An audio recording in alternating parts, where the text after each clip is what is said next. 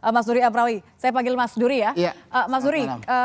kalau kita lihat dari hasil survei terakhir ini Quick count ya? Quick count, betul, hitung cepat dari Poltreking, ada kemiripan, saya boleh bilang kemiripan dengan hasil survei terakhir sebelum pemilu berlangsung atau sebelum hari pencoblosan.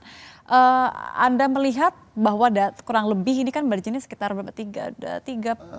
Kalau survei kita 2,9, tapi ini quick count ya. Kalau quick count 1% ya. 1%. Ya. Oke, apa yang bisa Anda jelaskan dari hasil hitung cepat sampai ini pukul 23.30?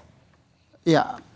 Jadi kalau untuk hasilnya, terutama konteks satu putaran ya, sebenarnya tidak terlalu mengejutkan ya. Karena di prediksi Poltreking, jadi sejak awal sudah memprediksi bahwa peluang satu putaran itu sangat besar. 57,8 kalau tidak salah terakhir ya. 57,8 itu exit poll kita. Oh, exit poll, oke. Kalau prediksi survei Poltreking menggunakan predictive model paling tinggi perkiraan 54,6% gitu. Jadi untuk konteks satu putarannya kita sebenarnya sudah sejak awal memprediksi Pilpres 2024 ini kemungkinan besar akan berlangsung satu putaran gitu.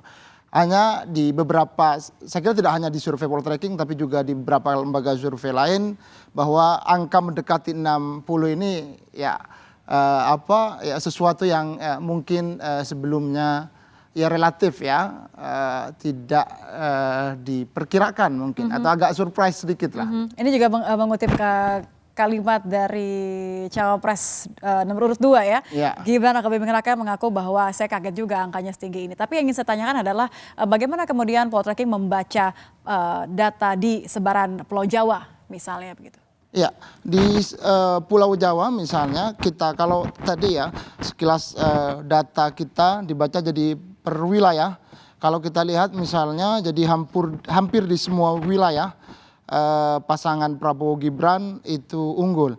Jadi kita tidak cross stepnya, kita tidak ke provinsi karena ada konsekuensi sebaran sampel ya yang semakin mengecil. Kita di Sumatera misalnya, jadi ada 58,5% ya di data kita terakhir untuk Prabowo Gibran.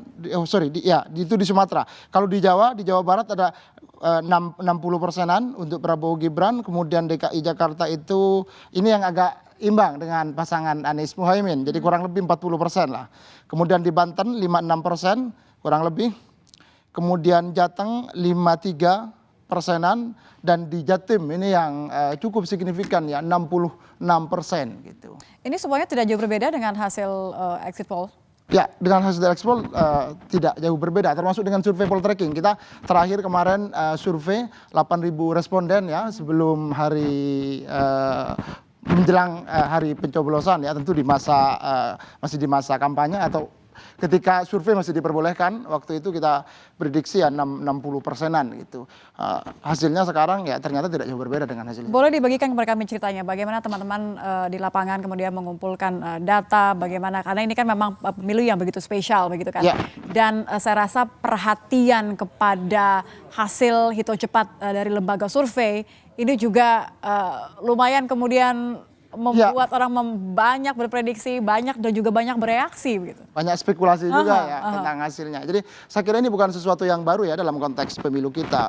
Di 2019 ya kita juga sempat jadi lembaga survei misalnya dipersepsikan kurang baik dan seterusnya, dan itu juga kita alami di 2024 ini. Tapi sekarang hasilnya kan menunjukkan ternyata apa yang diprediksi oleh lembaga survei secara khusus tentu Poltreking Indonesia ya sesuai gitu dengan data survei kita. Yang itu pengambilan datanya kita lakukan terakhir tanggal 2 Februari ya. 2 Februari. Nah, kejutan tadi atau surprise yang terjadi itu ya mungkin itu yang tidak terbaca kayak gitu kan dalam rentang waktu kurang lebih 12 hari gitu menuju hari pemilihan, di mana hari ini tadi kita secara ya bersama-sama seluruh rakyat Indonesia. Pergolakan di jury time gitu ya. Betul. Oke, kalau gitu kita akan lihat bersama bagaimana data yang ditampilkan dari hitung cepat khusus untuk Pulau Jawa, ini hitung cepat Pilpres dari Pulau Jawa, data dari Poltreking yang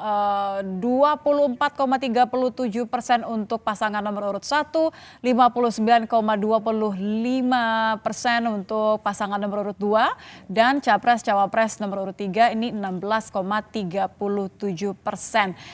Pulau Jawa kita bisa bilang sapu bersih ya? Ya, betul. Sapu bersih Dan untuk 59 ini. Jadi kontribusi yang sangat besar ya terjadi di Jawa Apalagi Timur. kan semua mengatakan bahwa Pulau Jawa ini adalah kunci begitu kan? Betul, ya karena populasi kita atau populasi pemilih kita memang paling besar berada di Jawa. Oke.